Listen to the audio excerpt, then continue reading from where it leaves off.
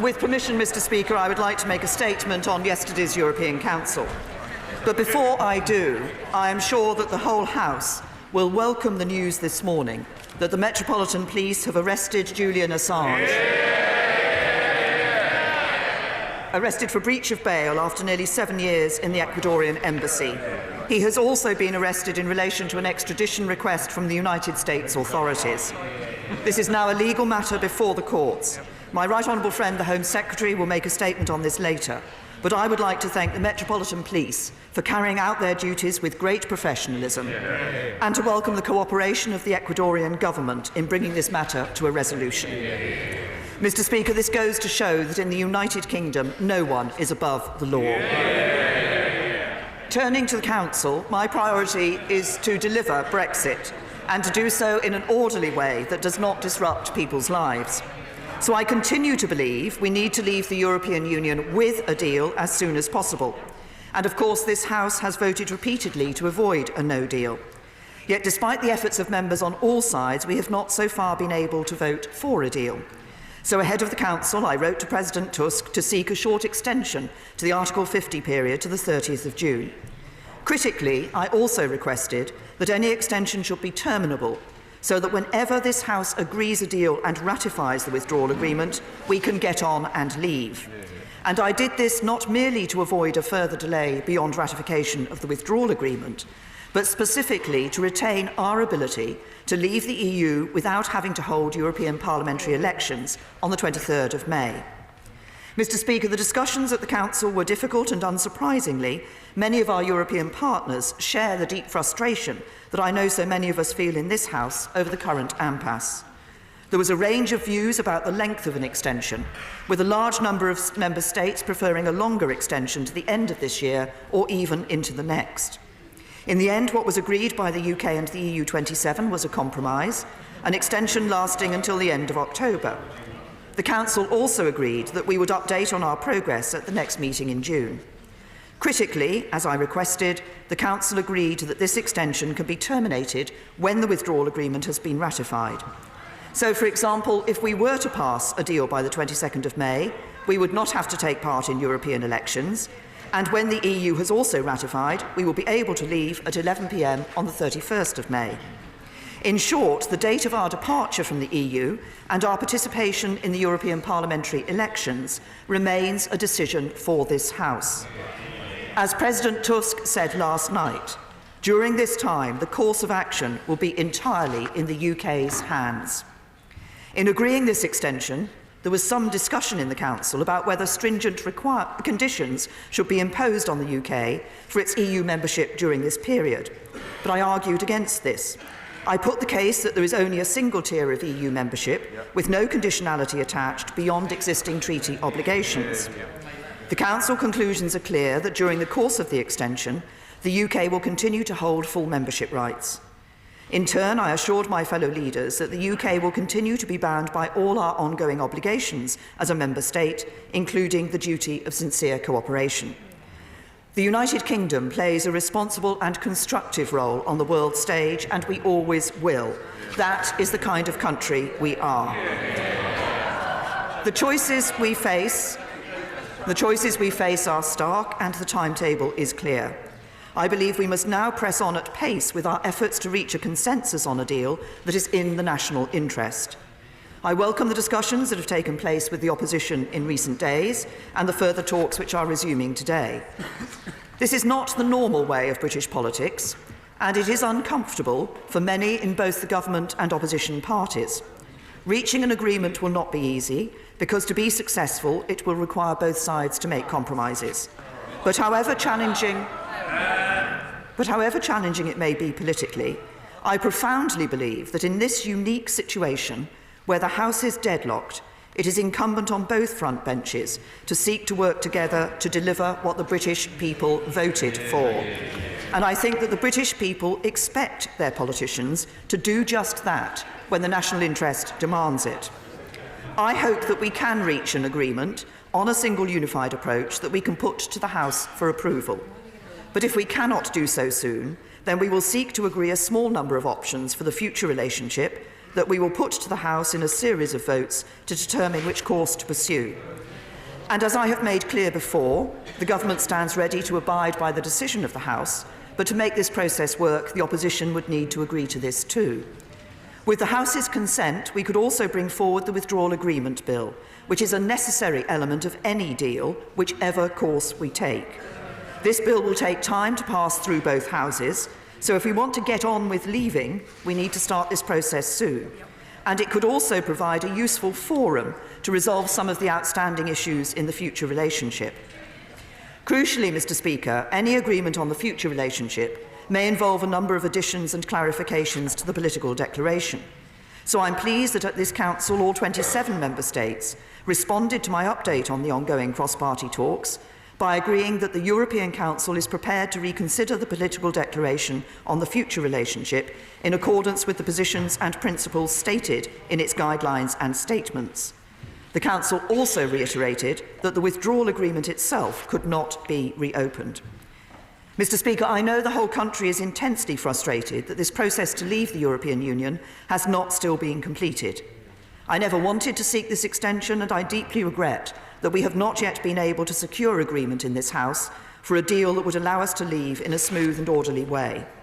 I know too that this whole debate is putting members on all sides of the House under immense pressure and causing uncertainty across the country, and we need to resolve this. So let's use the opportunity of the recess to reflect on the decisions that will have to be made swiftly on our return after Easter, and let us then resolve to find a way through this impasse, so that we can leave the European Union with a deal as soon as possible, so that we can avoid having to hold those European parliamentary elections, and above all, so that we can fulfil the democratic decision of the referendum, deliver Brexit and move our country forward. This is our national duty as elected members of this House, and nothing today is more pressing or more vital. And I commend this statement to the House. Thank you, Mr. Speaker. I would like to thank the Prime Minister for an advance copy of her statement. Mr. Speaker, yesterday EU leaders agreed to grant the United Kingdom an Article 50 extension to the 31st of October. This means that Britain will now have to start the process of holding European elections in the extraordinary situation of not knowing whether new MEPs will take their seats or for how long. This has come just 3 weeks after the Prime Minister told the House she was not prepared to delay Brexit any longer than the 30th of June. The second extension in the space of a fortnight represents not only a diplomatic failure, but it is another milestone in the government's mishandling of the entire Brexit process.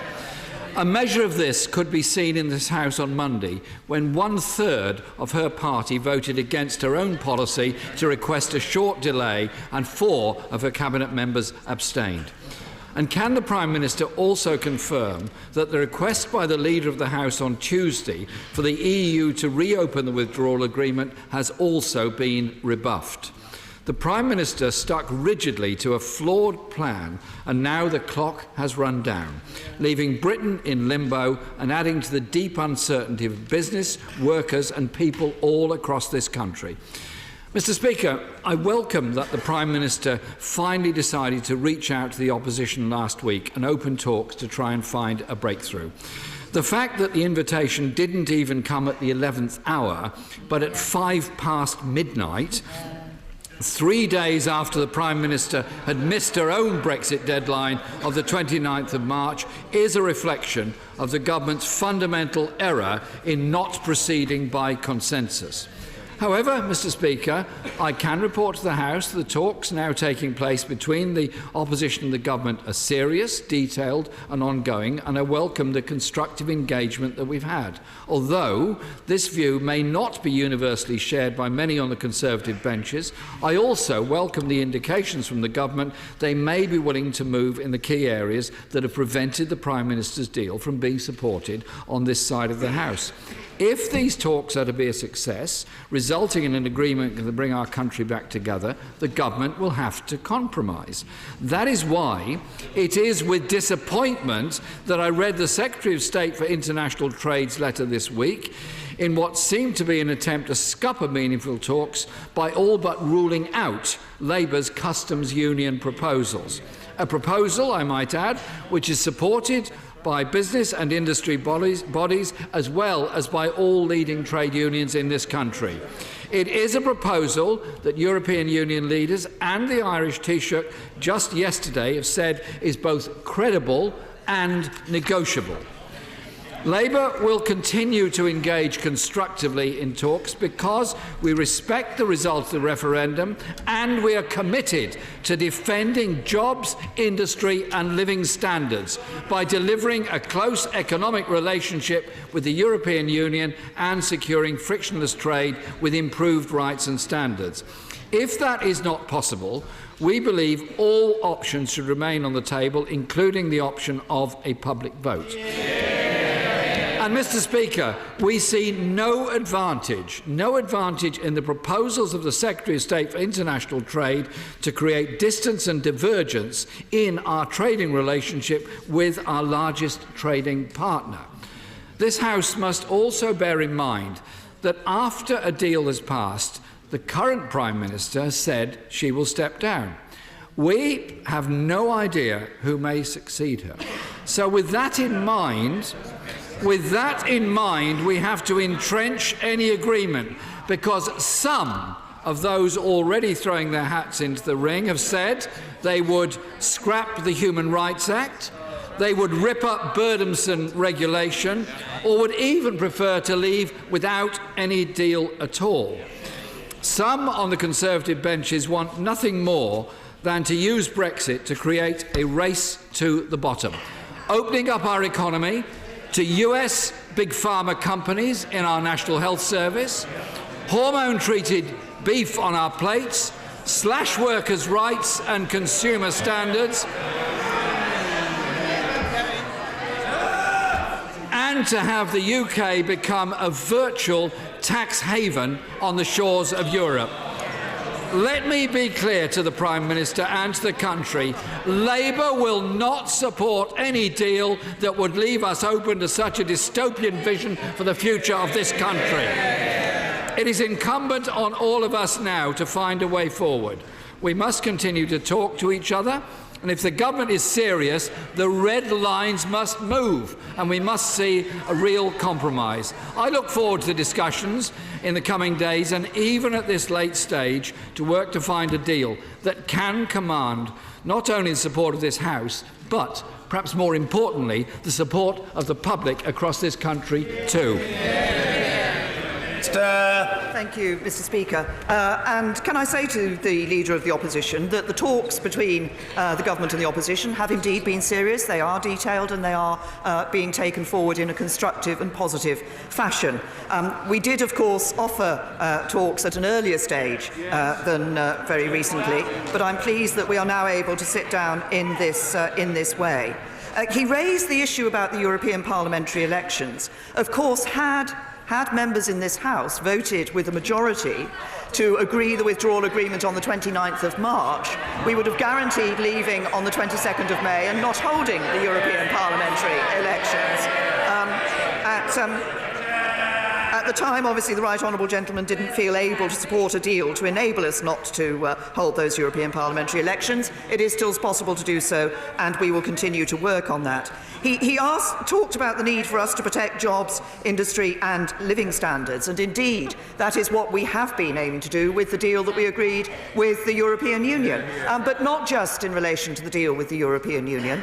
Actually, it is this government that has presided over record levels of people in employment. It is this government that has seen helping people with their living standards with tax cuts for 32 million people. He talked about the future relationship and the need to entrench aspects of the future relationship. Of course, the government did on the 29th of March say that we would accept the amendment that was put down on the order paper by the Honourable Member for Stoke-on-Trent Central, which would require Parliament to have that role in looking at the future relationship and the negotiating objectives for the future. And what that clearly makes the case is that any government, as it's going through those negotiations, will of course have to ensure that they are taking Parliament with them in agreeing that future relationship.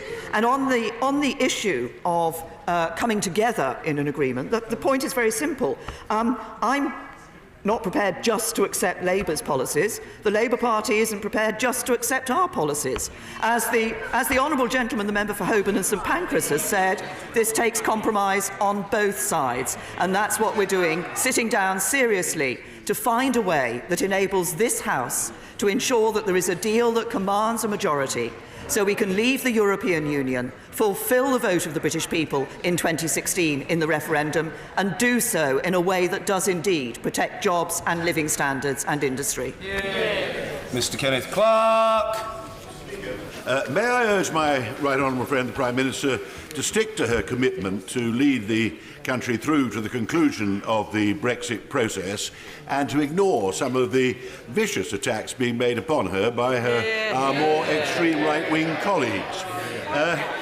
Can I also ask her, given that she rightly points out in the national interest that the next obvious step is to reach a settlement between the government and the principal opposition party on the best way forward, can she indicate that it is clear that the minimum that requires is some sort of customs arrangement and sufficient regulatory alignment, at least to keep our trade as open and free as it has been across the Channel and in the Republic of Ireland? And can she negotiate that so it does actually bind any successor government in future negotiations? My right honourable and learned friend is right that, of course, as we look to that future relationship, we are looking at the customs arrangement that would be in place in that future relationship. We have already indicated, as is reflected, in fact, in the political declaration, that we want to retain the benefits of a customs union, of no tariffs, no quotas, no rules of origin checks, and that is provided for in the political declaration. Stands. Of course, what we do see is we haven't been able to enshrine that in legal text because it's not possible for the European Union to negotiate that treaty with us until we're a third country, until we're out of the European Union.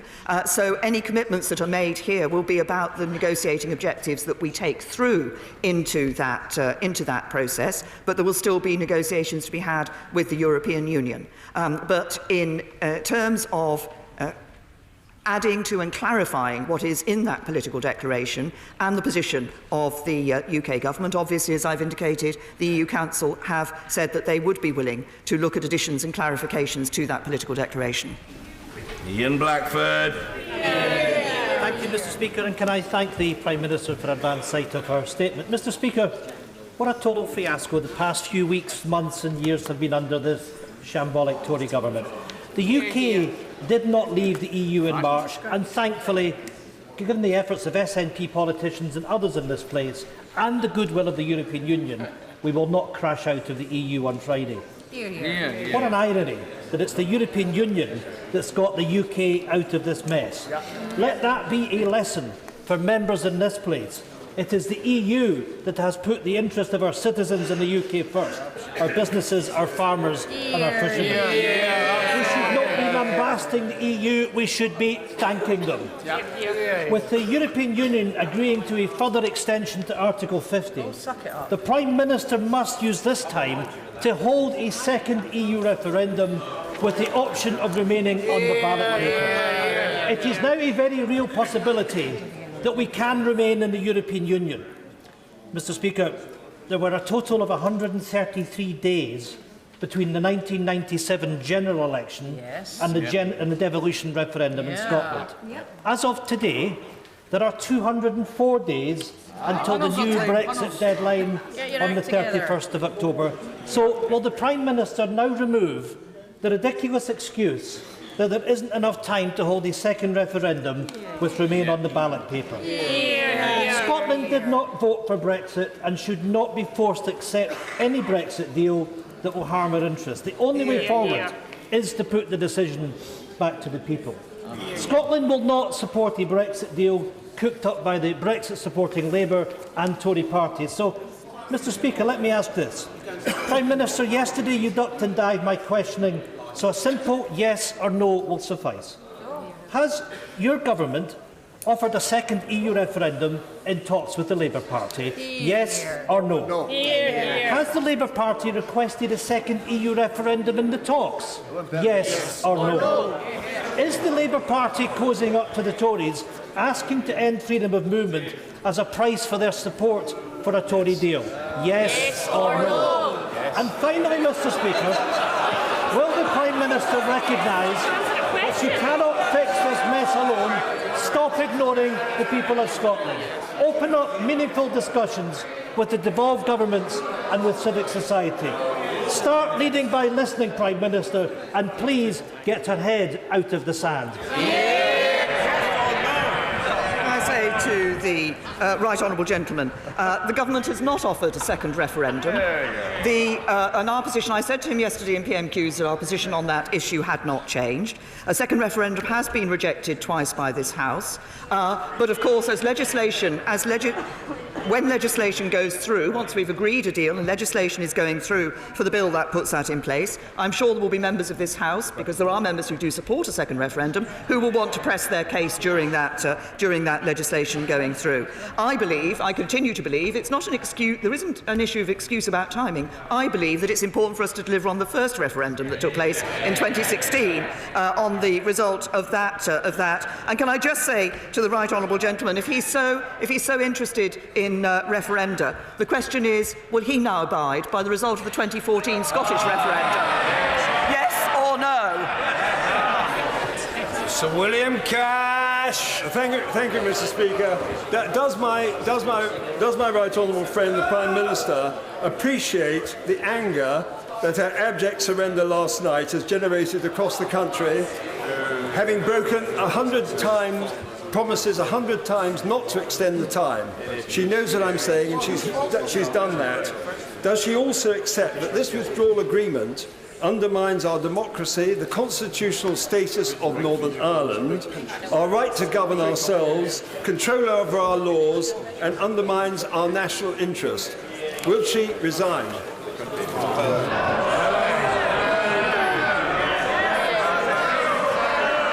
I think you know the answer to that. Can I say to my honourable friend, first of all, I do not recognise the description of the withdrawal agreement that he has put before this House. I believe we have negotiated a good deal for the United Kingdom.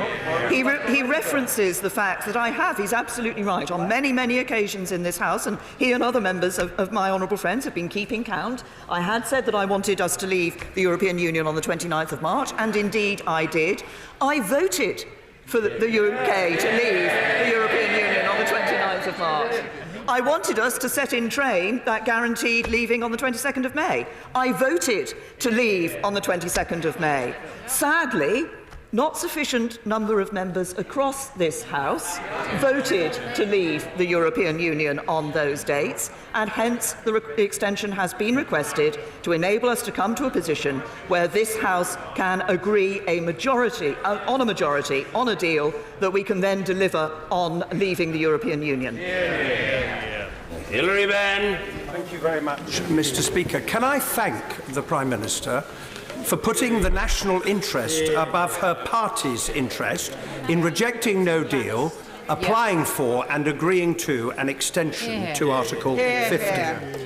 We may now have more time, but our businesses face more uncertainty. So may I encourage her during the Easter recess to take her own advice and to reflect on the decisions that need to be made and decide to put her deal to the British people so that they can decide whether they still wish to leave, now we know the actual choices that Brexit involves, or remain, so we can finally bring this crisis facing our country to a conclusion.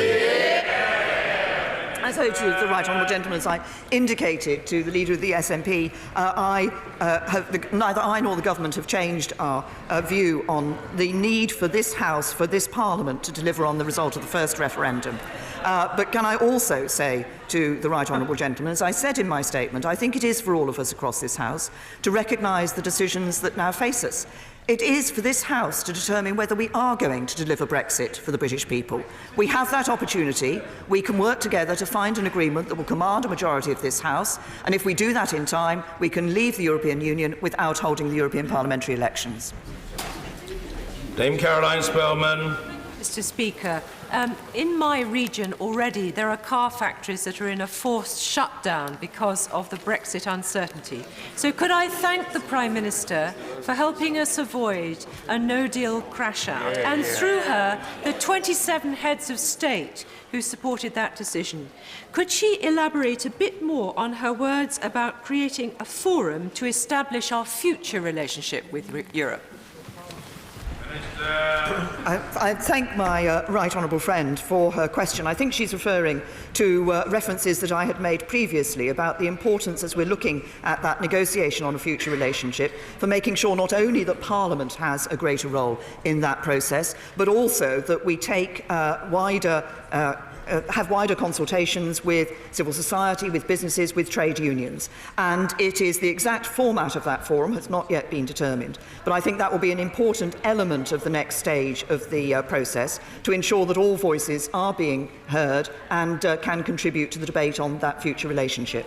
Sir Vincent Cable. The Prime Minister has again acknowledged that, notwithstanding her own personal objections, the House could choose to attach a referendum amendment to the withdrawal bill. Bearing in mind the constitutional advice that we shared in cross-party talks a few weeks ago, would she now ask her officials to prepare a timetable completed before the end of October in which such a hypothetical poll could be conducted if the House wills it? Can I say to the right honourable gentleman, he's aware of the government's position on the issue that he has raised. As I said, there are those in the House who may wish to press their case on this matter when the legislation is going through. But as I would also gently remind him, the House has already rejected that proposal of a second referendum twice. Sir Patrick McLaughlin. Will the Prime Minister take the opportunity again to remind the House that when the Leader of the Opposition said that he was only invited to talks at 12:05, he actually refused talks some time ago, and that would have meant that we could have moved this process on a lot quicker. Is it not the case that whatever we say, the simple fact is that the European Commission have said the only deal that's available to us is the one that the Prime Minister is recommending to the House? Well, my right honourable friend is absolutely right on that last point, and the question of the withdrawal agreement and it not being available to be reopened was made clear, reiterated again by the European Council, by the EU Council, in its decision of yesterday.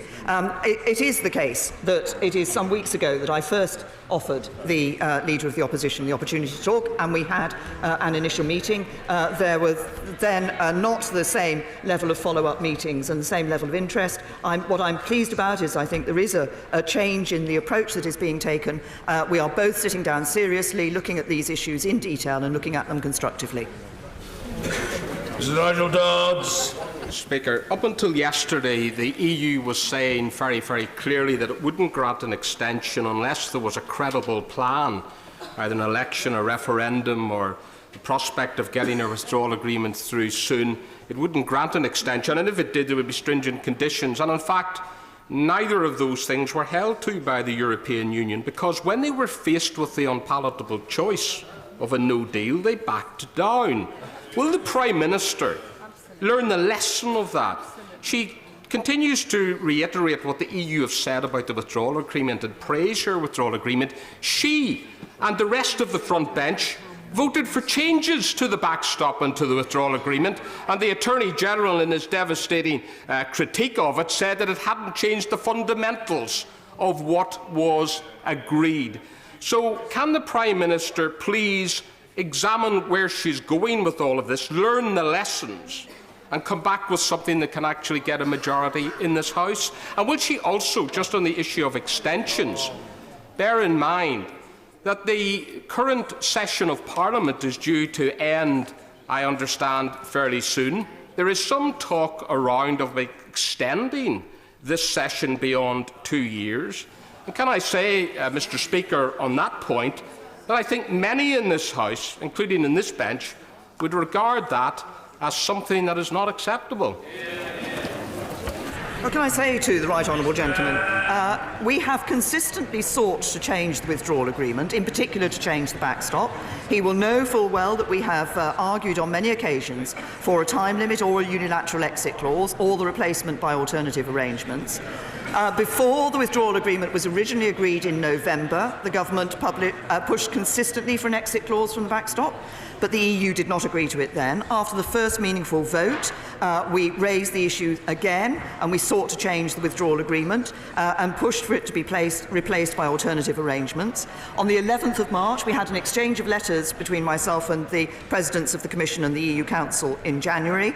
On the 11th of March, in Strasbourg, the President of the European Commission and I agreed a package, which means that the EU cannot try to trap the UK in the backstop indefinitely.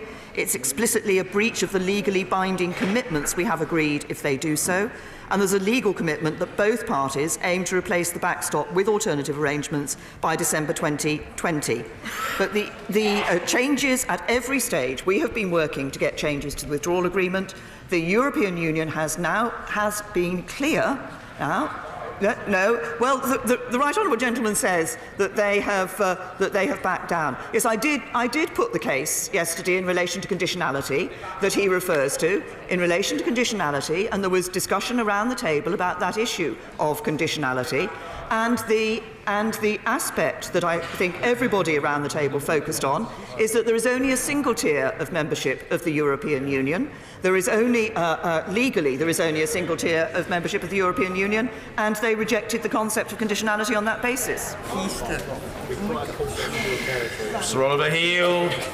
The Prime Minister will recall that in the Conservative manifesto there was a commitment to negotiate a comprehensive free trade and customs agreement. Yes. Would she agree with me that her political declaration that has been agreed and her discussions with the Labour Party are being conducted in that spirit?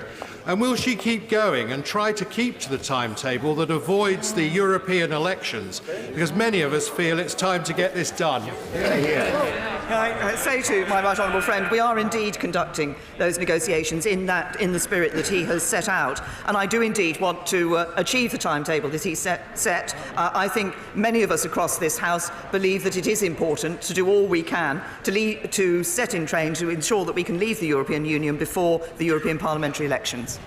Yvette Cooper. Thank you, Mr. Speaker. We're in this difficult situation because the government's approach hasn't worked. And simply going round in the same circles or doing the same things isn't going to solve this either. So it would be helpful to understand how far the Prime Minister is actually prepared to reconsider her red lines. Could she tell the House whether she is now willing to consider a common external tariff with the EU, a key part of any customs union, or does she still rule a common external tariff out? Good question. Good. Can I say to the Right Honourable Lady, she says, obviously, the House has rejected the government's plan. The House has also rejected the opposition's plan. The House has rejected no deal. The House has rejected revocation. The House has rejected a second referendum. So this House at some stage needs to come to an agreement on what it can agree on to take this issue forward. I continue, and when people talk about the customs, yes, I'm aware of the question that the Right Honourable Lady asked. On a customs union, I think there is actually more agreement in relation to a customs union than is often given credit for when different language is used. We've been very clear that we want to obtain the benefits of a customs union, no tariffs, no rules of origin checks, and no quotas, while being able to operate our own independent trade policy. We have been very clear about this. The Labour Party has said they want a say in trade policy. The question is how we ensure that we can provide for this country to be in charge of its trade policy in the future. John Barron. The fact remains that we would have left the EU by now on WTO terms if the Prime Minister had not extended deadlines.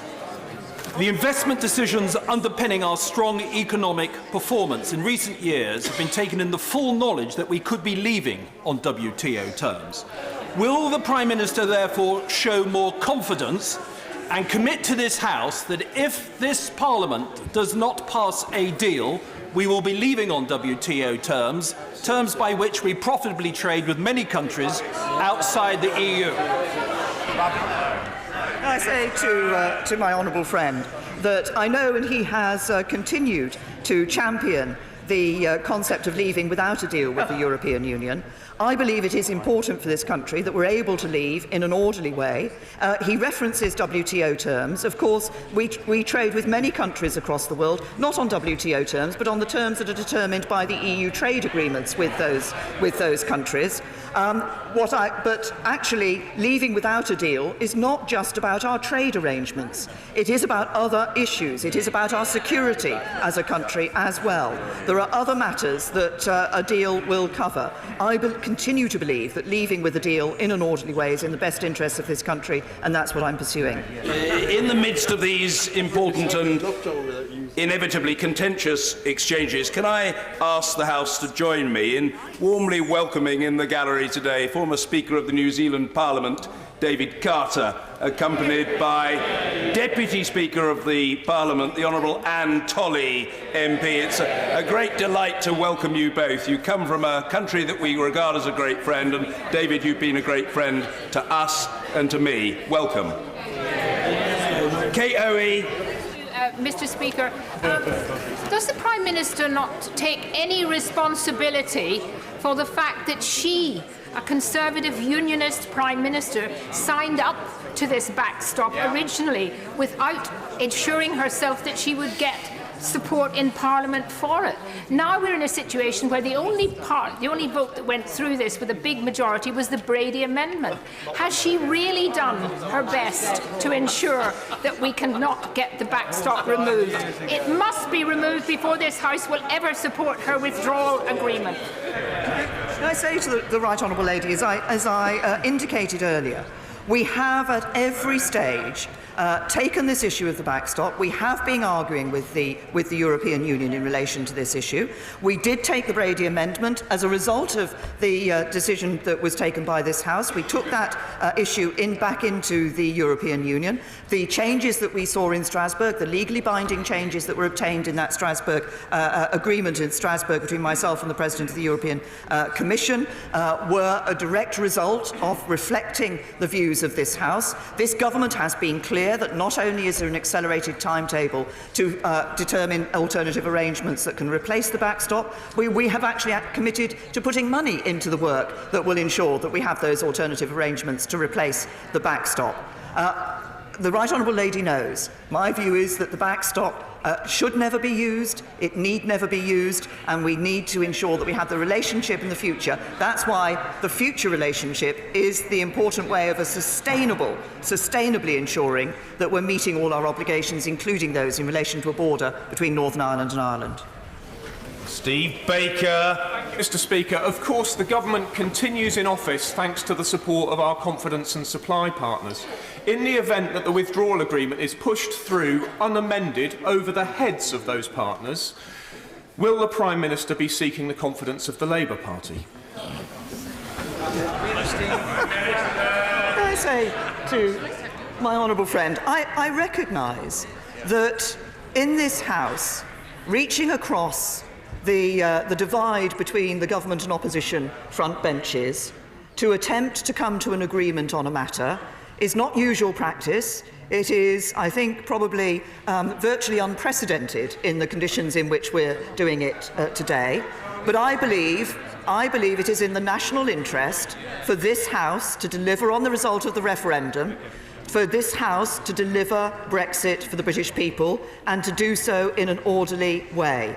I have now voted 3 times to leave the European Union with a deal.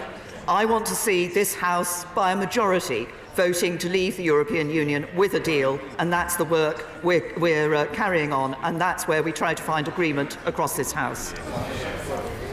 Anna Soubry. Mr. Speaker, I welcome this extension because it provides time for a people's vote, and I agree with the words of the Right Honourable Gentleman for Leeds Central when he says it's the only way out of the crisis and to end the uncertainty. Mr. Speaker, it won't have escaped you that a number of honourable members have heard the words of the Prime Minister when she speaks about compromise, but she still has refused or is unable to tell the House what is her compromise, what are the red lines that she set down, which she now intends to rub out. Prime Minister, please answer those questions. Which of your red lines are you now prepared to rub out? Say to the Right Honourable Lady that the whole point of sitting down and negotiating and trying to come to an agreement is that both sides are exploring where that point of agreement may be. Those are the discussions we're having. We're entering into them seriously. Rub out. I suggest that the Right Honourable Lady looks at the moves that the government has already made in a number of areas that have been requested by members across this House. Dr. Andrew Murison. The government, Leo Varadkar, Michel Barnier and Angela Merkel have all said that there will be no hard border, even in the event of no deal. So can we now put the idea of a Northern Ireland forever backstop out of its misery and work on mitigating an upfront customs union if a customs union is the price of Labour support for getting something approximating Brexit over the line? Can I just say to my honourable friend that in fact, and I have obviously talked with a number of those that he has quoted in relation to this issue of a border, that the European Union has been very clear that the rules of the European Union must be applied at the border in the event that there was no deal. That is absolutely clear from the European Union, and some of the other comments have been taken out of context in the interpretation that has been given to them. On this issue of a customs union, I come back to the position I set out earlier. We want to see the benefits of a customs union. In fact, that is in the political declaration, of no tariffs, no quotas, and no rules of origin checks. We also want to see, and was reflected in the political declaration, an independent trade policy. The Labour Party has a position of the benefits of a customs union with a say in trade policy. We are very clear that the benefits of a customs union can be obtained while ensuring that we have the freedom to make those trade deals around the rest of the world that we want to do as an independent country. Ben Bradshaw. Can I also thank the Prime Minister on behalf of my constituents in Exeter for ensuring that this country does not crash out of the European Union without a deal tomorrow, in the national interest, and I thank her for that. But does she also not recognise in the national interest that the only way out of this gridlock is to now give this decision back to the people, give them a confirmatory vote on her Brexit deal? I have to say to the Right Honourable Gentleman, I think the way out of this gridlock is for this House to identify the deal that it can agree, that it can take forward, that it can get to, that can command a majority of this House, because I think it is for this House to deliver on the result of the referendum that took place in 2016. Sarah Newton. Thank you, Mr. Speaker. Clearly the Prime Minister has won the respect of the European Union leaders, and that's really important that we have good relations with our near neighbours and allies. It's essential for our prosperity and our security. So but I urge the Prime Minister to ignore the bullies on our backbenches and stick to your guns and deliver that Brexit, the Brexit that was in our manifesto so well described by the Leader of the House. Well, can I thank my honourable friend for her intervention, and can I say that we are aiming to deliver what I believe people in this country voted for, which is that Brexit that does protect jobs and livelihoods, does protect our security, does protect our union, but also ensures that we bring an end to free movement, that we're no longer under the jurisdiction of the European Court of Justice, that we're no longer sending vast sums of money to the European Union every year. That is what we are aiming to deliver, and that is what I want to see. A deal that enables us to do that is what I want to see gaining a majority in this House. Ms. Saville Roberts. And I am grateful for advance sight of the statement. 27 leaders decided the UK's fate last night, while the Prime Minister waited for their decision outside. 7 of those leaders represent countries whose populations are smaller than that of Wales. Yet we're told here in Westminster that Wales is too small, too poor to have a seat at the table. Does the Prime Minister agree that Wales will be best served in a union that treats its members as equals, rather than staying in this self-harming union of inequality? I say to the Honourable Lady that, as she knows very well, we work with the devolved administrations across the United Kingdom in taking forward the issues that are of particular concern to the various parts of the United Kingdom in determining what is the right way forward. We entered the European Union as one United Kingdom, and we will leave the European Union as one United Kingdom. Peter Bottomley. Following the referendum in 2016 and the 2 major parties' policies in 2017, we have a collective responsibility to deliver. The rational, responsible, practical way forward is to take the withdrawal agreement with a majority through this House and then move on with the best possible customs arrangements that will satisfy most people, including, I believe, the majority of the people in Northern Ireland. Well, can I say to my honourable friend, he is absolutely right. I believe it is important for us to deliver on the vote of the referendum, but as he's reminded the House, of course, the 2 main parties in this chamber both campaigned in the last general election on manifestos precisely to deliver that Brexit, and that's what we should be looking to do. Liz Kendall. Prime Minister, we need to use this extension for a purpose. One more heave isn't good enough, and it won't work. Absolutely right. Neither will trying to con people that we can have all the benefits of a customs union and still have a completely independent trade policy.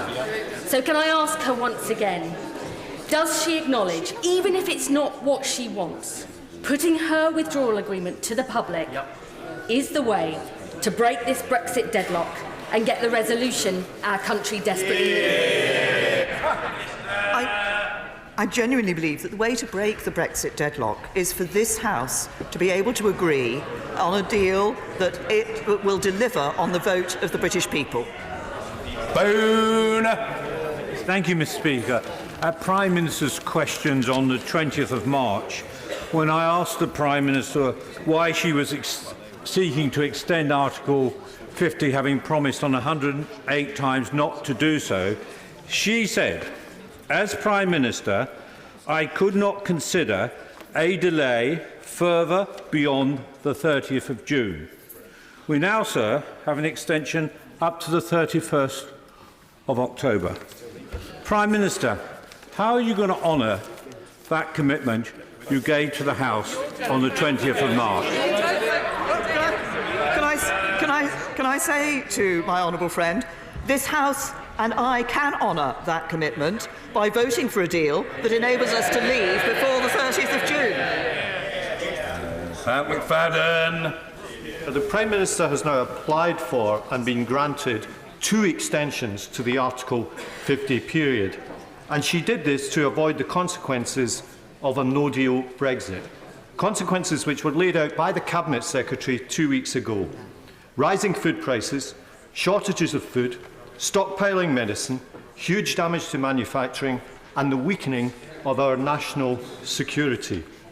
Yet for 2 years, she talked up this outcome, saying no deal is better than a bad deal. This irresponsible rhetoric has helped to normalise these consequences in the minds of the public.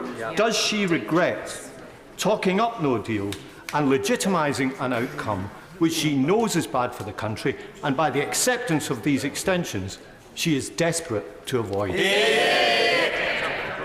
I stand by what I have consistently said in relation to no deal better than a bad deal, but we have a good deal.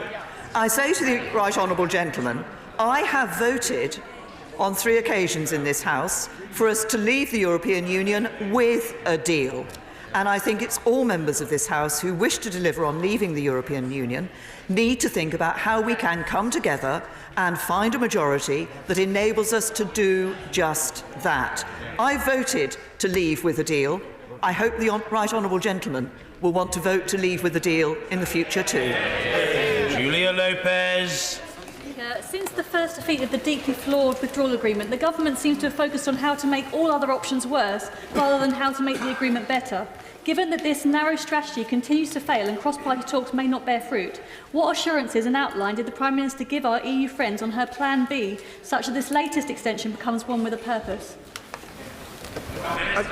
My honourable friend is absolutely right, and this was a point that was made earlier about the expression that the European Union had given that they would want a purpose for any extension. I was clear with them about the approach that we are taking, the talks that we are having with the opposition, but also, as I made clear in my statement last week, that if we are not able to come to an agreement with the opposition such that there would be a proposal that would meet a majority across this House, we would move into a means of ensuring that this House was able to vote on options and come to a decision as to what its preferred option, as to what was able to get a majority across this House. And the extension is there to enable us to put that process into place. Caroline Lucas. Speaker, a 6-month delay is just 74 sitting days. To waste it on a Tory leadership contest would be an unforgivable act of self-indulgence, an issue that she might, for once, agree with me about.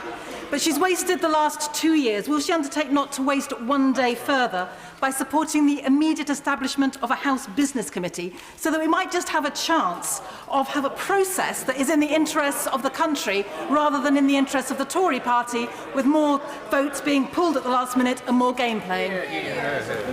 Can I say to the honourable lady, no, I think that the arrangements that we have in relation to, obviously arrangements in relation to business of this House have been changing in recent days through decisions that have been taken by this House, but I do not believe that the establishment of a House Business Committee is the right way forward. Mark Francois. Thank you, Mr. Speaker. Mr. Speaker, the Prime Minister's first extension was based on the fact that we would ratify the withdrawal agreement, and in what was effectively MV3, we turned it down again. And now she's been given another extension, longer than she asked for, yet again on the basis that we will somehow ratify the withdrawal agreement. Perseverance is a virtue, but sheer obstinacy is not. So, Prime Minister... Hear, hear.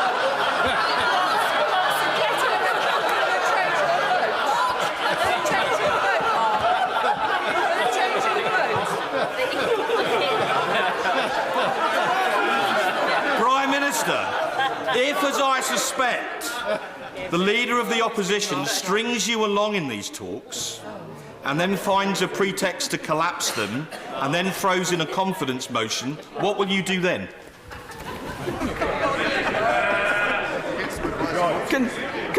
I would continue to argue for the Conservative Party remaining in government, a party that has led to a situation in this country where we see record levels of employment, 32 million people with tax cuts, a modern industrial strategy, 1.9 million more children in good and outstanding schools.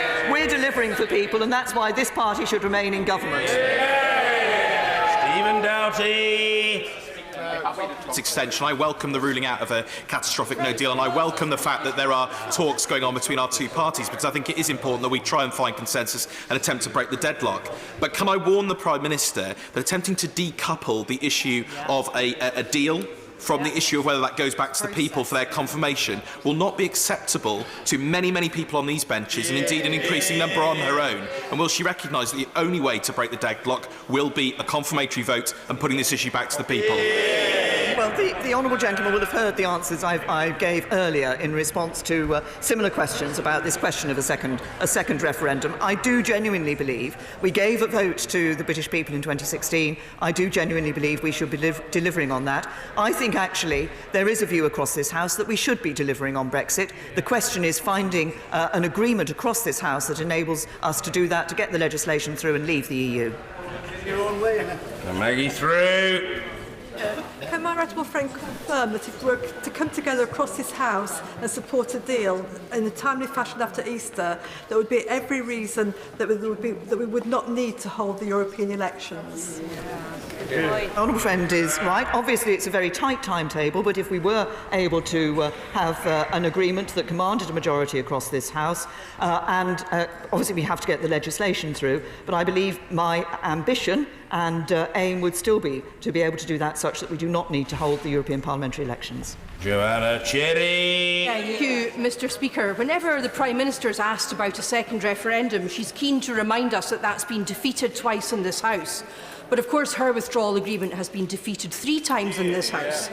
And on the second outing for a second referendum in this House, it got 280 votes, which is considerably better than her withdrawal agreement got on its second outing in this House. And in fact, if support for a second referendum grew at the same rate as support for her withdrawal agreement, it would win outright if it got a third vote. So, in the number of options that she intends to put to this House, if she can't get an agreement with Her Majesty's opposition, in recognition of that democratic fact, will she include a second referendum? The Honourable Lady, that she is again also actually talking about process here in relation to a second referendum. What this House needs to agree is the basis on which we can leave the European Union. And that is it is the substance of that is the nature of the discussions that we are having with the opposition. Damien Green. Many in this place, but more importantly, many exporting businesses and farmers will welcome the fact that they are no longer facing tariffs that would threaten their survival, which would have happened if we crashed out with no deal tomorrow night. So, to that extent, the Council conclusions are very welcome. But can my right honourable friend, the Prime Minister, agree with me that, contrary to many of the voices from opposition benches, a second referendum wouldn't be the end of the process, it would be the start of the process. And in the current climate, it will be much more likely to lead to greater division in this country rather than the healing that we desperately need. Can I say to my right honourable friend, I think he is absolutely right. I am concerned that a second referendum would increase division in our society, increase division across this country, just at the time when we do need to be bringing people together. We can bring people together by agreeing the way in which we can leave the European Union, getting on with it and delivering for people on their vote. Peter Kyle. Thank you, Mr. Speaker. Following on from the right honourable member for Ashwood's question, it seems that our body politic is increasingly fearful of the electorate. We are held hostage to the 2016 referendum and other public ballots. And isn't it true that the tone and conduct of us as politicians and her as a leader of our country is increasingly important, and as important as the policies themselves? Is now not the time that we sit back and we reflect and we start to investigate how we can use public ballots to bring people together as a country, not run away scared of public ballots, and how we can understand how we can actually lead through elections with rigour and focus on fact rather than division itself? I recognise the passion and seriousness with which the honourable gentleman has campaigned and championed the concept of second referendum in this House and elsewhere. I simply say to him, nobody is running scared of the electorate. We gave the electorate the opportunity to determine the fate of this country in relation to its membership of the European Union, and they made a decision on that. They made a decision that we should leave the European Union. So I think that, in fact, there would be many people, if we were to go back to the people in a second referendum, there would be many people who would fear that that was actually a sign of bad faith in relation to their politicians, and I think could damage our democracy. Richard Harrington. Speaker, I'd like to thank my right honourable friend, the Prime Minister, for all of her efforts that have taken place to remove the nonsense of no deal from this agenda. In her statement, she mentioned that if the talks fall, which I certainly hope is not the case, that she'll put to the House a series of votes to determine which course to pursue. Could she confirm to me that there will be a voting system of preference which allows the House to finally decide on one solution to this problem?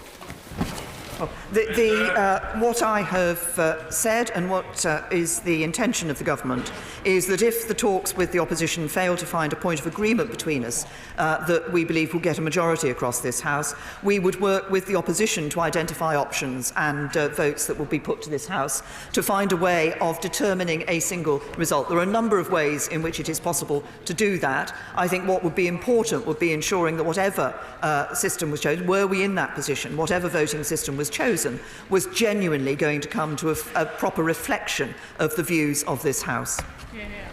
Stephen Kinnock. Thank you, Mr. Speaker. The Prime Minister knows that full membership of the single market is the only way we can guarantee workers' rights, guarantee the integrity of the union, do something for the services sector, which is 80% of the economy. A standalone customs union simply doesn't cut it.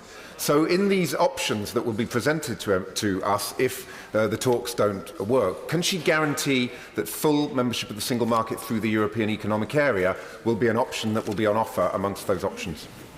Can I say to the Honourable Gentleman that I don't recognise the picture that he has painted in relation to these matters. It is not the case that full membership of the single market is the only way to achieve the benefits that he has referred to. It's particularly important as we leave the European Union that we have a care for our services sector. He's right, given the significant extent to which that plays a role in our economy, but actually that flexibility and maintaining and recognising the importance of the City of London, particularly in financial services, and the risk that is borne here in the United Kingdom leads us to want to see that greater flexibility in relation to services. And on workers' rights, can I say to him, it is not the case that the only way to ensure that we maintain and enhance workers' rights in the United Kingdom is through full membership of the single market. This is a government that is enhancing workers' rights. It's doing that because we believe that's what's right here in the United Kingdom.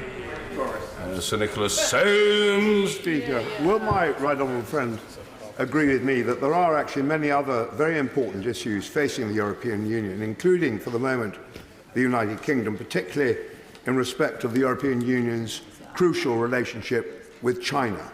And will she confirm that, given the extension granted by our European partners, that she will direct Britain's negotiators to use this extra valuable time creatively in relation to trade with China, which inevitably, when we have left the European Union, will be much harder to negotiate?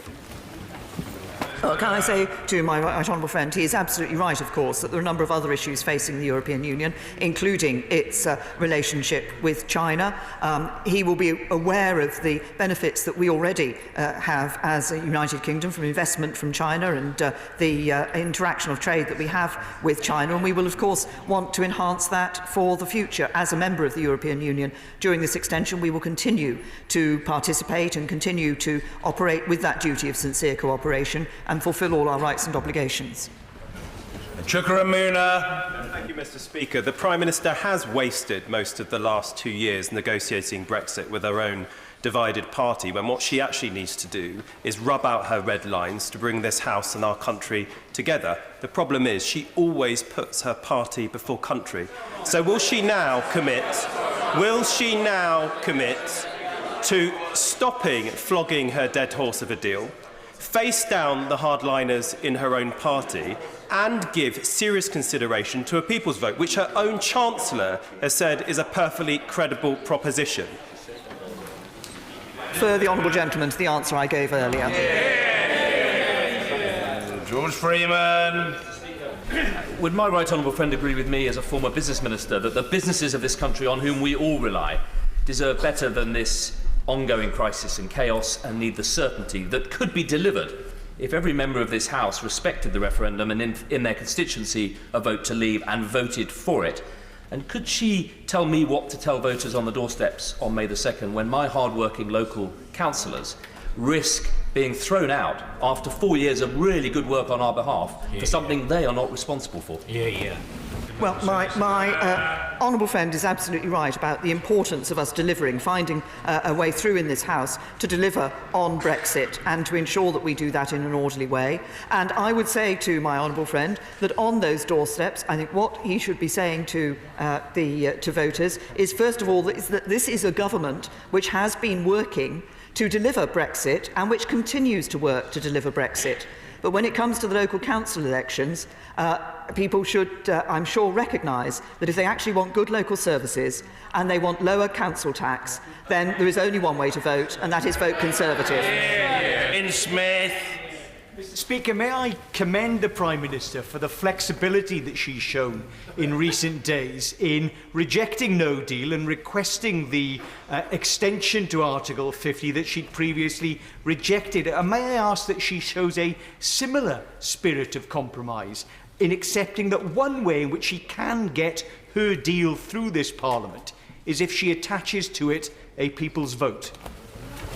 Can I refer the honourable gentleman to the answer I gave earlier? Yes, Alistair Burt. Thank you, Mr. Speaker. Can I also support the Prime Minister's efforts at continuing to seek a resolution to the problem that she has, share her concerns about being where we are, but also express concern that the next time we seek an extension, it may not be there. In order to avoid the dramatic consequences of that, will she, in addition to pursuing the withdrawal agreement, as she rightly should, be as flexible as possible in relation to the alternatives? And if she is to get a true reflection of the House's view, allow free votes on those alternatives to ensure that we can get an agreement over the line, leave the EU and have the future relationship with the EU that we want? Well, can I say to my right honourable friend, I think this is a first opportunity I have to be able to thank him for all the work that he has done as a minister over the years. And can I also say to him that we will, of course, we are working, as I said, to see if we can find that point of agreement with the opposition that would command a majority across this House. If we're not able to do that, we will want to agree the way in which we can take votes forward such that we do identify an opinion across this House which will command a majority and enable us to do, as my right honourable friend has said, which is to leave the European Union, to do that in an orderly way, to do that in a way that is good for the UK. Sammy Wilson. In these negotiations, the EU demanded £39 billion and got it, an unnecessary Irish backstop and got it, a withdrawal agreement which will tie our hands in future negotiations and got it, and extensions which were against the commitments given by the Prime Minister and got it. Can she give us any example of any demand by the EU which she actually resisted? Well, I can give plenty of examples of that, and I'll give the honourable gentleman just two. A Northern Ireland-only customs territory in the backstop, which we resisted, to make sure it was a UK-wide customs territory. And he said the EU demanded £39 billion. No, they didn't. They started off at £100 billion, and it was our negotiations that got it down. Alberto Costa. Thank you, Mr. Speaker. Most members of this House will have at the forefront of their minds the issue of citizens' rights.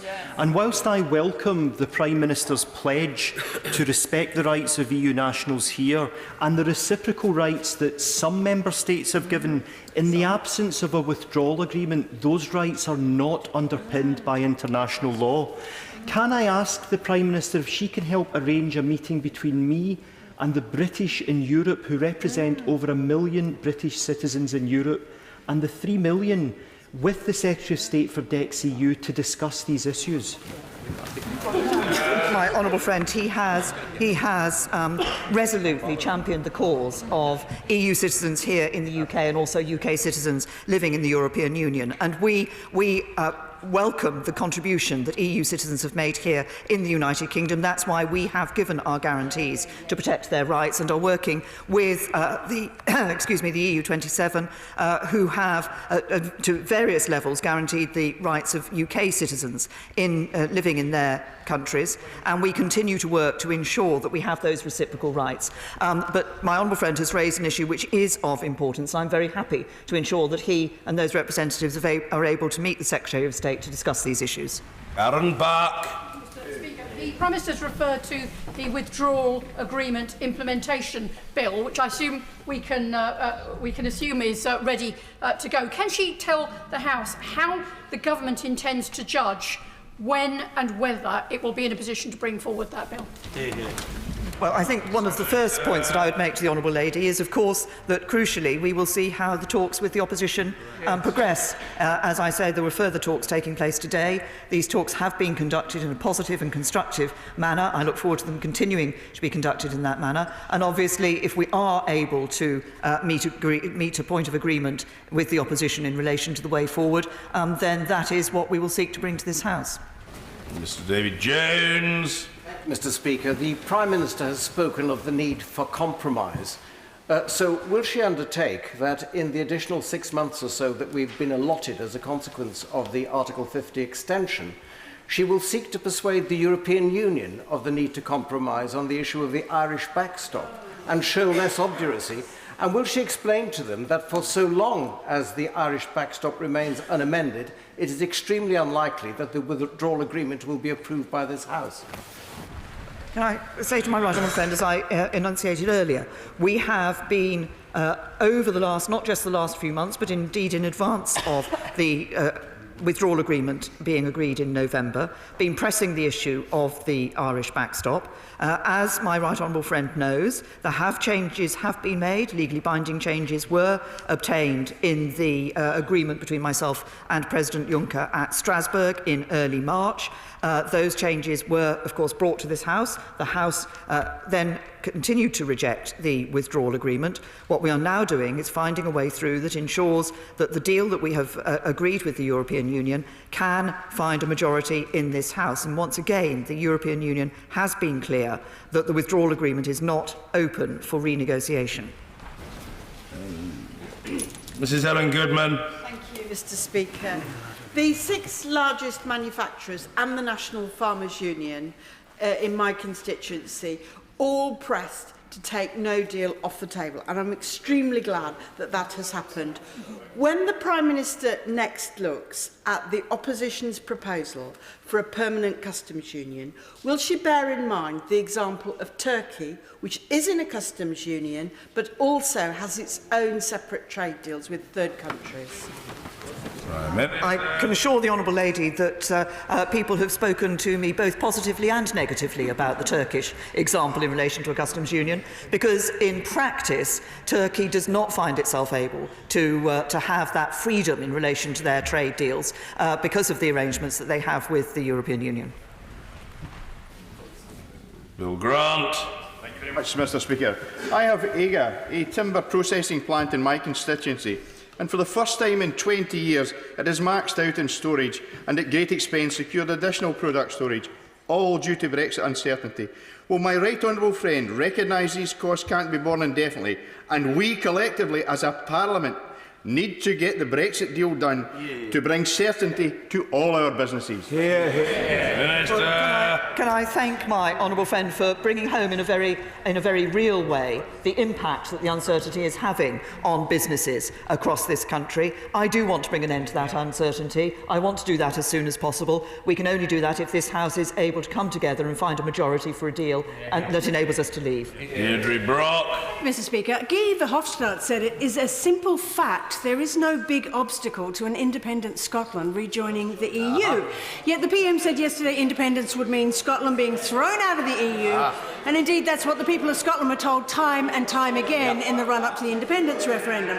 Will she retract the ridiculous assertion that Scotland will somehow uniquely not be allowed to join the EU, despite potentially being one of its richest member states?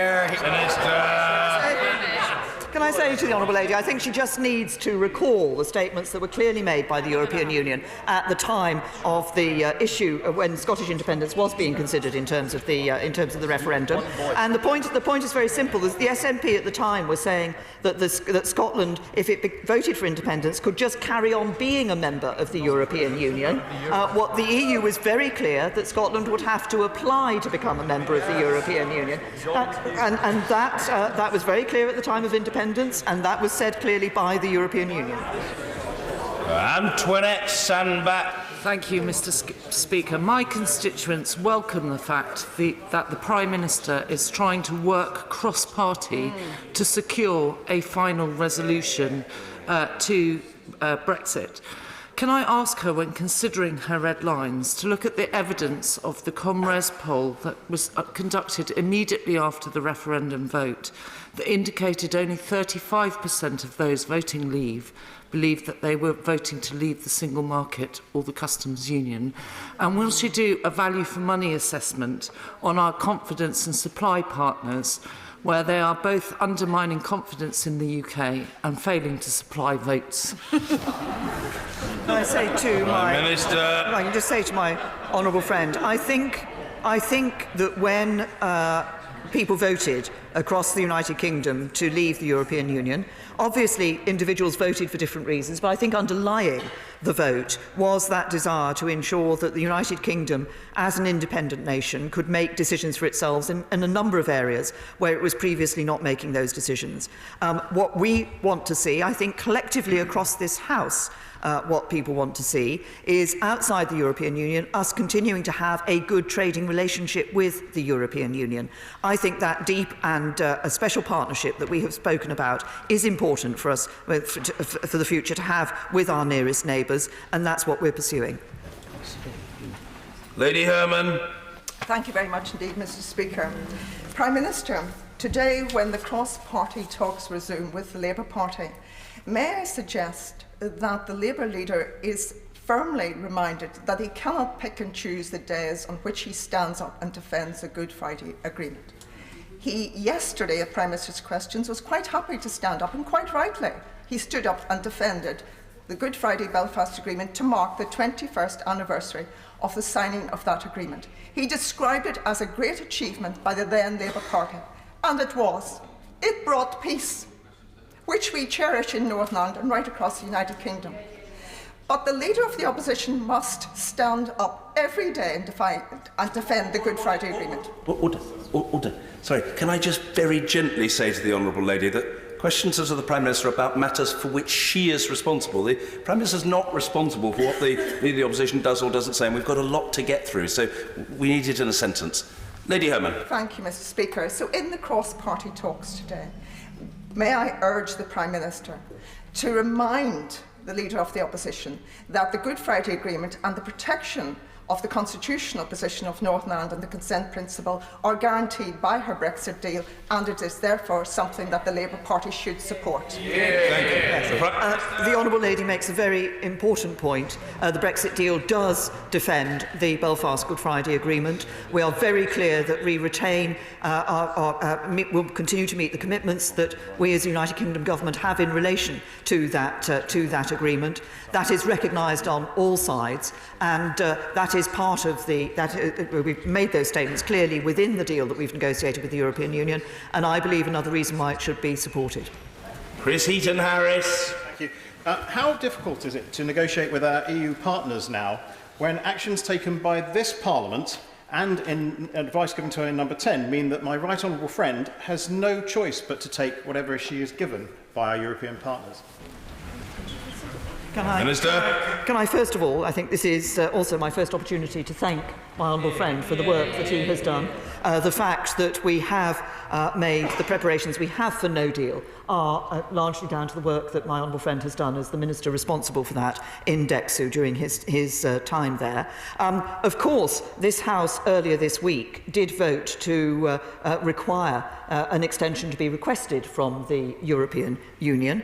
It also maintained the prerogative power for the government to enter into international agreements and to have that flexibility. Of course, the House has made known its view on a number of issues. What it has not so far been able to do is actually come to an agreement on the withdrawal agreement and a deal such that we can move forward and leave the European Union. Ms. Bryan. It's good, of course, that the front benches are talking to one another, but the trouble is that this Parliament isn't quite as simple as that. We've had more members resign from their political parties than any other Parliament in history. We've had more members resign from their post on government side and opposition side than in any other Parliament in history. So the truth is we are going to have to go on to the next stage fairly quickly. I would just urge the Prime Minister to do that. And can she just answer the question that the Leader of the DUP answered earlier about whether it is her intention to keep this parliamentary session going all the way through to October the 31st? that still gives enormous amounts of power to the government. I think it will be a wholly retrograde step. My focus in relation to parliamentary time at the moment is to seeing if we can find an agreement that enables us to do what is necessary here in Parliament to get a withdrawal agreement ratified by this Parliament such that we can leave the European Union. Jonathan Ginogly. Thank you, Mr. Speaker. Can I thank the Prime Minister for going out to Brussels, standing up in the national interest, and coming back with an extension that means we're going to avoid the car crash and disaster that would have been involved in a hard Brexit. I commend her for opening negotiations with the opposition. Will there be a timetable or a structure to those negotiations? Will we come back after Easter knowing what the process is going to be, which will, I think, give satisfaction to honourable members and give us an idea of where we're getting to and the alternatives for other Plan Bs if necessary? No, my honourable friend raises an important point. Obviously, as we go through the discussions that we're having with the opposition, the nature of those discussions and how those are progressing in itself determines the timetable. But I'm very clear that if we were to meet the desire, which I have certainly, of not fighting European or not holding European parliamentary elections, then of course there is a timetable that needs to be watched and adhered to. But so soon we will need to make that decision, but with the constructive talks as they are at the moment, I think it is absolutely right we continue those talks to see if we can find that point of agreement between us. Barry Sherman. Mr. Speaker, can I say to the Prime Minister that many of us watching her working very hard and diligently believe she has been in her own way pursuing the national interest, and we thank her for it. But could I also say that I always have welcomed it when she reaches out across the party in the national interest to get this sorted. But can I give her a good news? I've been in this House nearly 40 years in May, and I have a good feel for that. I feel there's a much more optimistic spirit here now, since we've got this delay, that across the parties we can get more goodwill and we can get this sorted. Can we really do that? Cast aside some of the red lines, yes, and all that stuff. Come into the room in a positive spirit, and we on the back benches will support this leadership and her leadership if it gets this sorted in the national interest. Well, can I thank the gentleman for the optimism that he has shown and for his references to the positive mood in the House. I hope that we will indeed be able to do what he suggests and find a way through, because I think what the public want is exactly what he said. They want us to get this sorted. Victoria Prentice. Brenda from Bristol's views are definitely echoed by Beryl of Banbury. The last thing we want are European elections. Can I ask the Prime Minister to do everything she can, even though she has managed to achieve a longer extension now, to make sure that we are able to do this as quickly as possible and leave the EU, as my constituents voted to do some nearly 3 years ago? Yes, can I say to my honourable friend, getting the terminability of the extension was very important for us. That does mean it is in our hands. We can leave earlier, we can leave at a timescale that means that we don't have to hold that European parliamentary election, and we can deliver for her constituents and constituents up and down the country. Mr. Streeting. Thank you, Mr. Speaker. The Prime Minister has asked this House now several times to vote for her deal. The fact is, if she agreed to put it to a confirmatory vote, it would sail through. Is the reason she doesn't want to do so because she thinks it won't achieve a majority? And if so, wouldn't that be thoroughly undemocratic? And if she genuinely believes it delivers the will of the people, then why won't she ask them? Prime Minister. To the honourable gentleman, no, it is not because I'm concerned about what the result of that such a vote would be. It is because I believe that, having given the decision to the British people as to whether we should leave the European Union, it is right and it is duty for this House to actually deliver on that. Sir Desmond Swain. Isn't it abundantly clear that anyone who believes that a second referendum will bring the nation together was on another planet during the last one? Prime Minister. My right honourable friend makes a very important point. A second referendum, I believe, will be divisive rather than healing. Martin Whitfield. I'm grateful, Mr. Speaker. The deal will require the ratification by the EU Parliament. The current Parliament sits for the last time a week today and then meets just once in July to sort itself out and doesn't really meet properly until October, November. So isn't this discussion of a sooner leaving date actually an impossibility because it can't be ratified? Prime Minister. No, it's not an impossibility because it is possible for the European Parliament to ratify in advance of the United Kingdom ratifying. David Tredynick. Thank you, Mr. Speaker. I didn't hear you. As a long-term supporter of my right honourable friend's deal, I congratulate her on coming back from Europe with an extension that has not got onerous conditions, which we were all told would be imposed. May I also say to her, speaking for the businesses in the Midlands, time is of the essence. Businesses are not getting the bank loans they're supposed to have. They're going out of business. And I also say to her, with reference to the opposition, that it's the opposition that are being blamed for their intransigence and sheer bloody-mindedness in this matter. Prime Minister.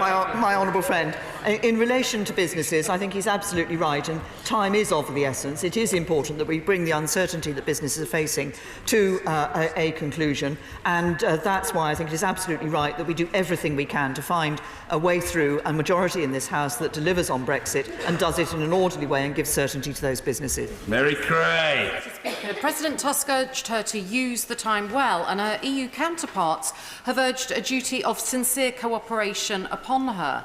I had hoped that that duty would extend to the cross-party talks, but listening to her replies in this place today, I'm filled with a growing dismay that she has failed to understand that the Labour Party's negotiating mandate has been set out by our members in our party conference that says any deal needs to be put back to the people for a confirmatory ballot with an option to remain. And I can tell her now that those talks will not succeed unless she hardwires it in to the withdrawal agreement bill. She simply won't get a stable majority for that bill in this place. Prime Minister. Can I say to the honourable lady that we, both sides, both government and opposition, are approaching these talks with the aim of constructively looking to see if we can find a way through this that will command a majority in this House, that will enable us to get the legislation through and do what both she and other honourable members on that side of the House and honourable and right honourable members on this side of the House did at the last general election, which is stood on a manifesto to deliver Brexit. Martin Vickers. Thank you, Mr. Speaker. My right honourable friend in her statement spoke of the British people being frustrated with the present situation. I can certainly confirm that that applies to my constituents, but they're also angry and they feel that our country has been humiliated. Can the Prime Minister give them at least a crumb of comfort by giving them an absolute assurance that there will most certainly never ever be another application for an extension? And would she agree that the one benefit from the extension is that it gives us even more time to prepare for no deal?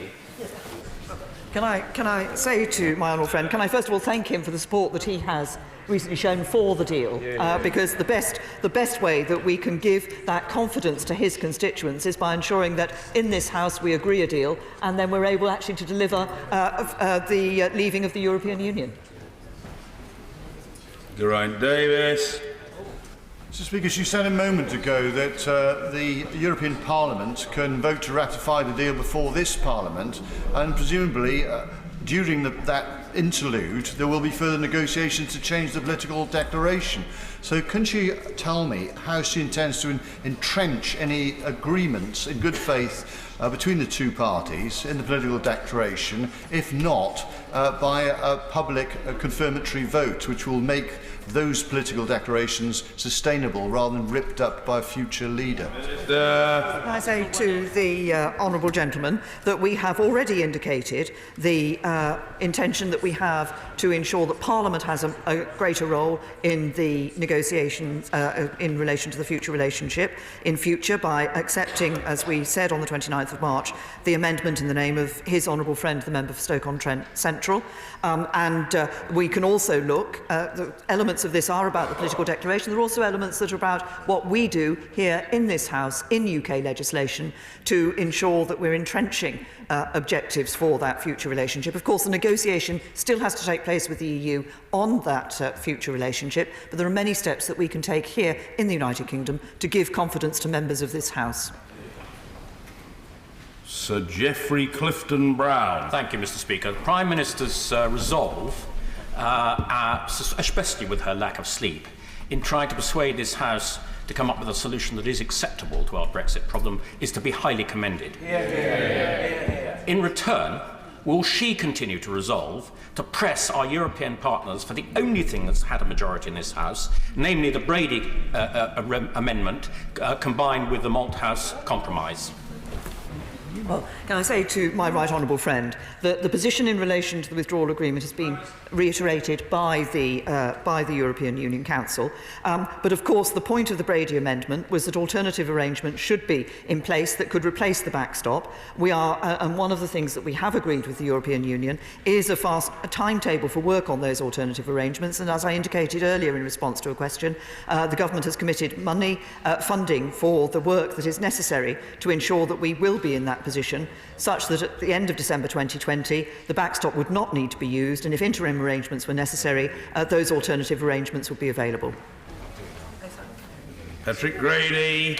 Speaker, the 78% of my constituents who voted Remain don't want an extension. They just want this business stopped. The way to break this deadlock is either with a new referendum, a new House of Commons, or a new Prime Minister. So which is it going to be?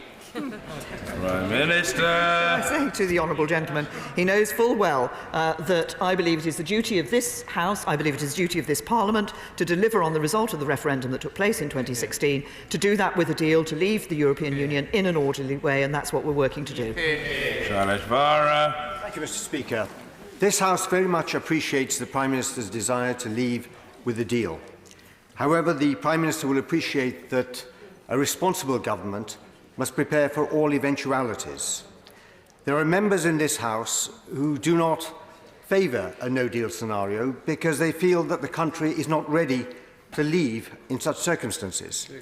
Given that we are now in an extended territory in terms of leaving the EU, would the Prime Minister kindly give an assurance to the House that she has given instructions to the government to prepare for a no-deal in the event that we do reach that eventuality, and I hope that she will also appreciate that by doing so, it will not only strengthen our position as far as the EU is concerned with further negotiations, but also if we do have to leave on a no-deal basis, we can do so with confidence and without fear. I say to my right honourable friend that it is right, as we have not yet agreed a deal on the basis on which we are leaving the European Union, that we continue to make preparations for all eventualities. But I will also say this to my right honourable friend, that in a no-deal situation, it wouldn't simply be a question of what the United Kingdom government had done. It would be a question of what governments in the European Union, other governments in the European Union had done. So while any preparations would be made to mitigate the impact of no deal, of course there would be elements that will be out with the control of the UK government. Creasy. Thank you, Mr. Speaker. The Prime Minister can be relieved I'm not going to ask to dip into her stash of cough sweets. But I do want to follow up on something she just said to the member for Meriden about one of the things that she wants to do with the time now available to her, which is to hear what businesses and the public think about all the things in front of us. Does she recognise that the fairest, most inclusive and most democratic way to do that would be to learn from other countries and have a citizens' assembly? Well, I thank the honourable lady for her question, particularly given the state of her throat and voice. But I think we are obviously looking at establishing, as we have indicated, a more, if you like, a more formal forum, which it is possible to bring people together across. We have been listening to business, of course. We have been talking and listening to trade unions and civil society, but a more formal way of doing that, and arrangements for that will be set out in due course. Paul Neil. Thank you, Mr. Speaker.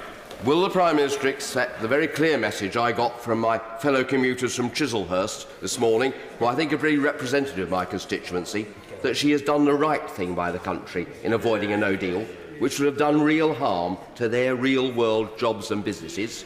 Also, that it is no harm, in fact a good thing, in the real world to seek compromise and to reach out, and that rigidity and fundamentalism is actually what does not work in the real world. And thirdly, that they want her to have our support in continuing to see this through and have the matter done. Well, can I thank my honourable friend for his, and thank the commuters from Chislehurst for their comments that they have brought into the House. It's absolutely right. I think people recognise the importance of compromise. They recognise the importance of working this through, finding a solution and getting it done. Sure, the commuters of Chislehurst were greatly encouraged to be accompanied on their journey by the honourable and learned gentleman. I feel sure of that. Seema Malhotra. Mr. Speaker, the Prime Minister, 3 years after the referendum, is finally engaged in cross-party talks. But she may recall, as long ago as the week that she took office, I wrote her calling for cross-party working in the national interest and for her to urgently engage the country through a national convention on how we move forward. So we've committed Brexiteers now, like Peter Oborne, expressing concern about where we have reached and the risks of Brexit for our economy and our union. Who does she plan to engage in the more formal forum she has described in order to engage the public in how we move forward and use the next 6 months wisely to bring our divided country together? We do want to bring our divided country together. First of all, in order to do that, we need to have agreement across this House for a deal that can ensure that we can deliver Brexit and then move on to that second stage where we will indeed be having that commitment, both in terms of the responsibilities and involvement of this House, but also of businesses, trade unions and civil society. Richard Graham. Given the collective failure of Parliament to secure the withdrawal agreement bill and allow us to leave the European Union so far, the Prime Minister is absolutely right to seek cross-party consensus, secure an extension of Article 50 and urge us to resolution of this as quickly as possible to avoid the European Union elections. In that process, the wording of customs arrangements in the future political declaration is likely to be key, and I've asked the chairman of our select committee for leaving the EU to distribute a briefing on this. But could my right honourable friend also organise for leading representatives of major business organisations to brief members across the House on the importance of the withdrawal agreement bill and what their views on the customs union are? My honourable friend has made a very interesting and important suggestion. I will certainly look very carefully at that. I think it is important that members of this House have as much information as possible when they are making decisions on these matters, and certainly the voice of business will be an important part of that. Dr. Reba Hack. Mr. Speaker, I must thank the Prime Minister for having me round for much more agreeable cross-party dialogue exactly a week ago, it feels like 6 months ago, than the exchanges that we have the forcibly confrontational exchanges that we have in here. And I congratulate her on her achievement of the wee hours yesterday night or this morning, whenever that was. In recognition of the spirit of reaching consensus that she talked about, and we discussed last week how all our constituents just want this stalemate moved on from, I'm now prepared to allow her deal to pass, subject to the small rider that it has attached to the end of it, a ratificatory referendum to check in that the will of the people in 2016 is the will of the people now. And I feel that would imbue it with democratic renewal. That is my compromise, Mr. Speaker. It's a big climb down from what I've said all the way up to now. I just wondered if she'd tell us what is hers.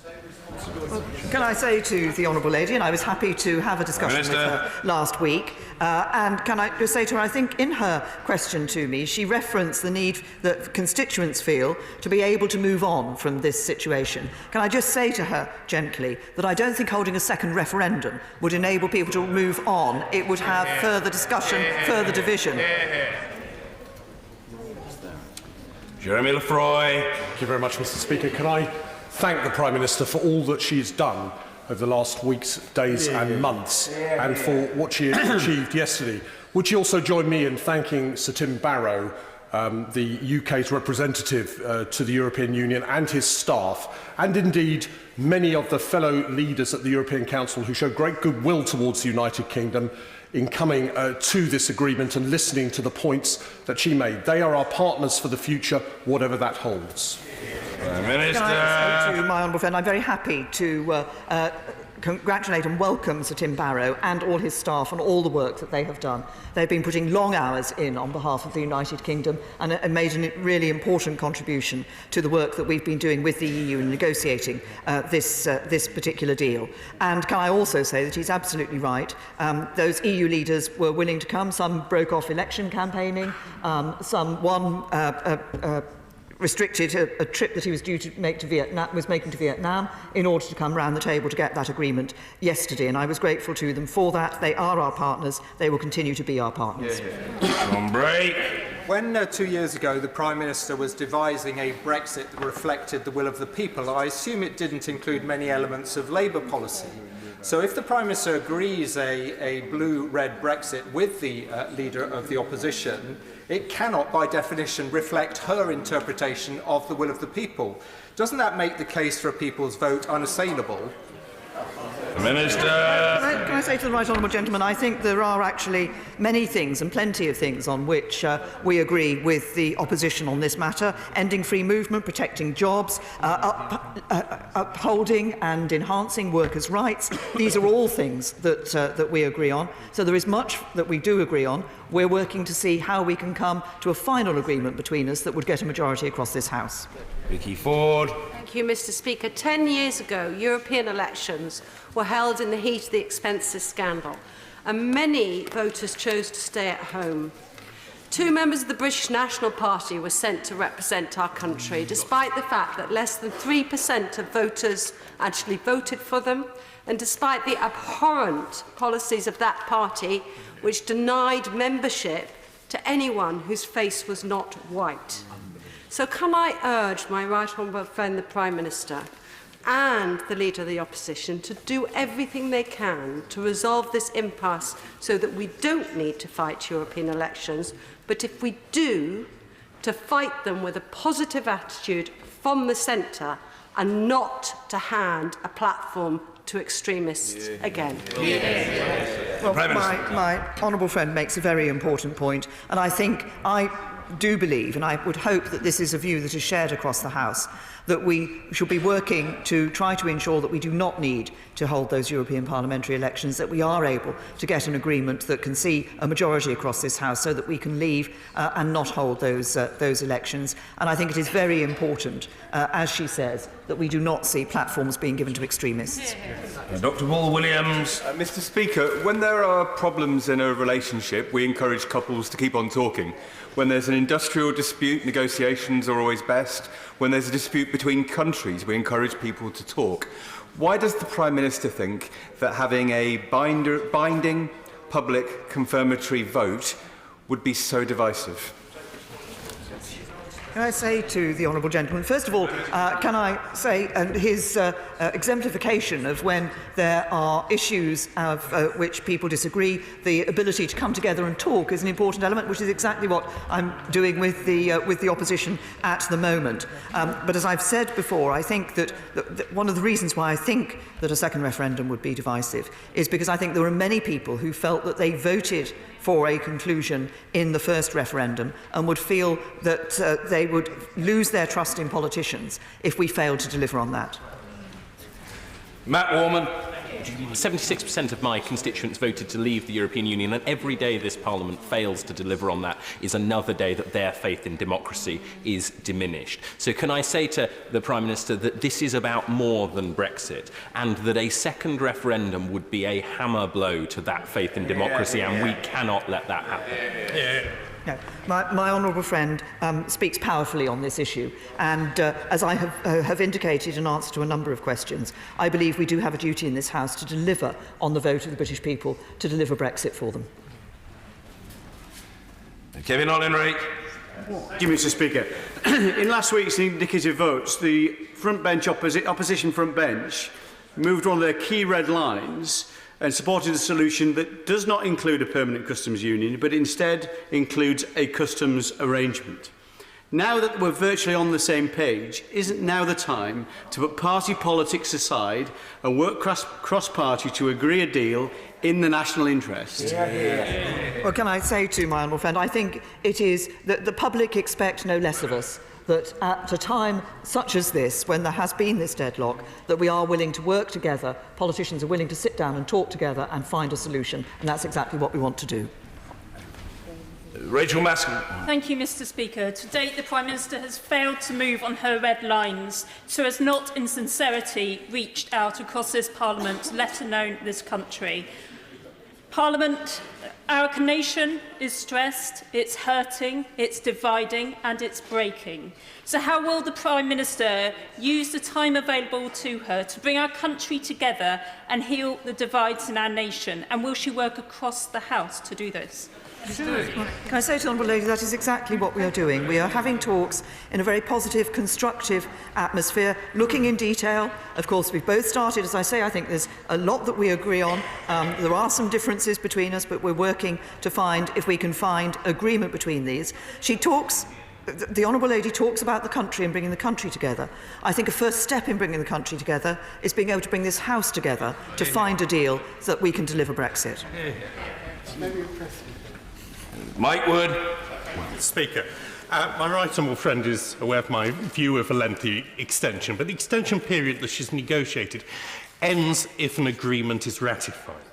What guarantees has she secured that the European Parliament will ratify any agreement in a timely manner without unnecessary delay? It is clear what has been agreed, as I understand it, is that there is a process by which the European Parliament, as I indicated earlier, would be able to ratify prior to the United Kingdom ratifying. Of course, that ratification could be subject to us then ratifying to enable that the whole process had been completed. Clive Efford. Mr. Speaker, given that the Prime Minister seems to have indicated quite clearly that she's not prepared to give at all on her red lines, and she said in her statement that if we can't come to cross-party agreement, that she wants to bring back soon, so I'd like to know how long is soon, a small number of options before the House. What will be included in those options?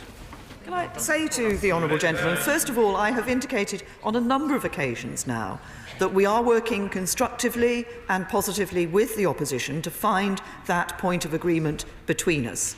As I've said, there are many issues. People often talk, for example, on customs about disagreement between us. Actually, we do agree that we want the benefits of a customs union with no tariffs, no rules of origin checks and no quotas. And he referenced the potential second stage if it is not possible to come to that agreement. We would be working with the opposition to identify those options and how to take those forward. Derek Thomas. Thank you, Mr. Speaker. People want and expect us to get on with the job, and I believe that trust in a democratic system is being eroded at an alarming rate. Assuming that the Prime Minister can get the meaningful vote for part approved, is it still the PM's view, the Prime Minister's view, that the transition period will end at the end of 2020? If it was that view, then this would demonstrate that we are true to our word. It is certainly my view that that transition period can end at the end of December 2020, and indeed we should work to ensure that it does end at the end of December 2020. And of course, the sooner we can get a deal ratified through this Parliament, then the more likely we are to be able to meet that timetable. Dr. Lisa Cameron. Many thanks, Mr. Speaker. As Easter approaches, my churches across East Kilbride, Straven and Lesmahago have expressed grave concern regarding growing intolerance towards EU citizens in the UK as a result of the Brexit discord and extreme right-wing views. So what more can the Prime Minister do to denounce this intolerance, to reassure our EU citizens that they are valued? We want their contribution because they improve our society for the better. Well, I'm very happy to echo that comment that the Honourable Lady has made. EU citizens make a valuable contribution to our society and to our economy. We are the better for their contribution, the contribution that they make. That is why the government has been clear in guaranteeing and protecting the rights of those EU citizens. We are one community and we should move forward as one community. Raymond Chishti. Mr. Speaker, paragraph 10 of the conclusion says further extension cannot be allowed to undermine the regular functionings of the institutions. Prime Minister, that is exactly what would happen if we have the European elections take place. We would get far-right extremist individuals who were protesting outside number 10 on the 29th of March, exploiting people's grievances for their own interest. Sitting on the Home Affairs Select Committee, Prime Minister, and you know this well, over 100 live investigations take place on extremism, and most of them are far-right extremists. Taking part in those European elections would give legitimacy to some of these vile individuals and their beliefs. Prime Minister, my constituents say, please deliver by the 22nd. We don't take part in European elections. If not, this has gone on long enough. Deliver on the democratic mandate which the people have voted on and leave without a deal. I say to my honourable friend, I absolutely agree that we should be working to ensure that we can leave the European Union with a deal without having to hold those European parliamentary elections. Diana Johnson. Mr. Speaker, I'm sad to say that no matter how the Prime Minister dresses up last night as a bilateral negotiation, it was actually a humiliation for this country on her watch.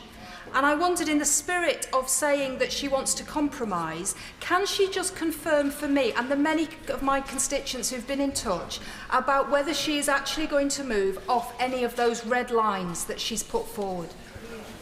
Prime Minister. To the Honourable Lady, we have already shown our willingness to move when issues have been put to us as a government. We've done that on some of the issues, for example, around workers' rights. These are still issues that may wish to be discussed with us, but we've already shown our willingness to move on issues.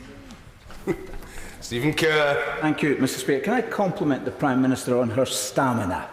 And can I thank her for making the future of the Union paramount in her considerations?